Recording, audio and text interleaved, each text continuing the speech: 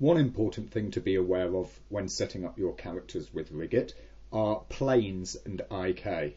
All parts, when created, will have a plane marker, as you can see, these pink grids that are on everything. And these serve to show you the orientation of a part fitted inside your character. In many places, such as spines here, all it really serves to show is the front to back sort of axis. It's most ideal to try and keep things like spines nice and square in your character mesh. There is technically no reason why you couldn't put the spine at a twisted angle into a mesh like this.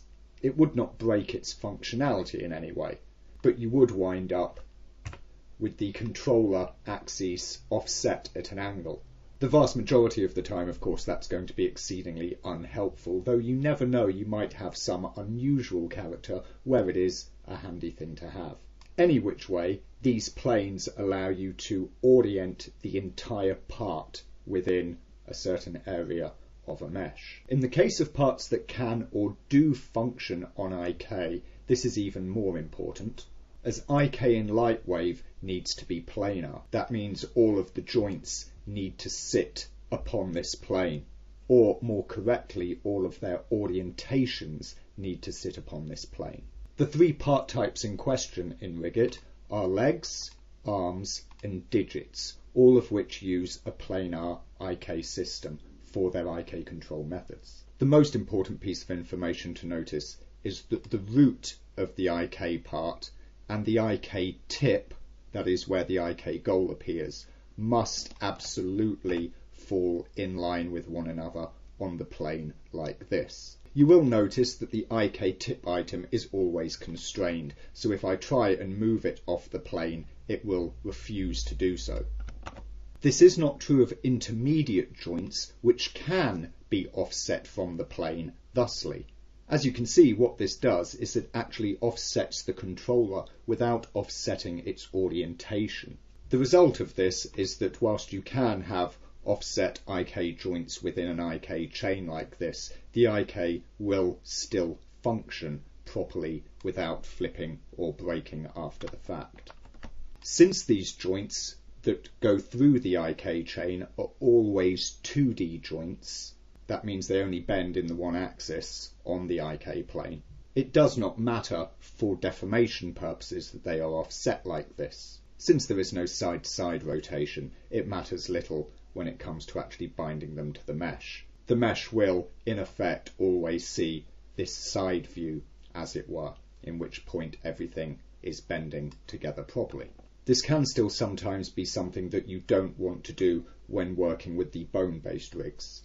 As such, if you have characters where you do need to offset the intermediate joints within an IK chain, then you will often find that using the null deform style rigs are the best choice. The reason being that the deform bones orient over the top of the actual control system. Thus, if you offset an intermediate joint from the IK plane like this, whilst the actual control items themselves are still maintaining this planar orientation, the deform bones are able to cross over that, enabling you to have functional IK which does have an offset or a kink to the side.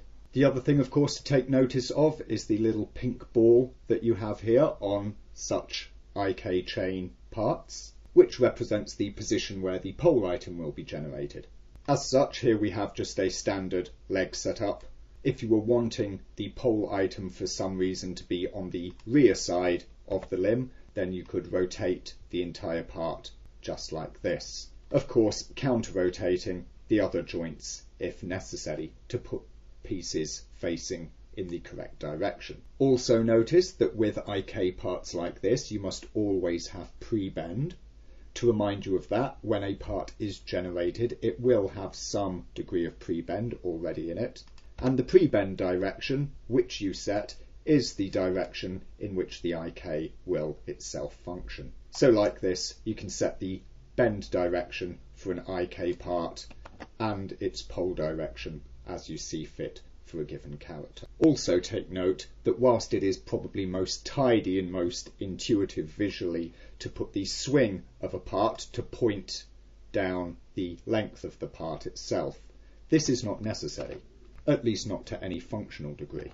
For instance, notice here I have two legs. What I could do is I could pitch this leg up here like this, grab its joints and actually bring them down this sort of a way, turning them back to fit more or less the same shape, position, what have you.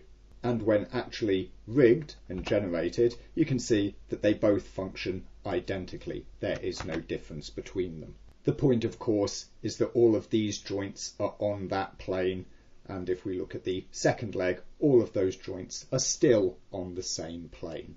However, when it comes to setting things up and fitting the markers to your rig, this is probably less visually intuitive.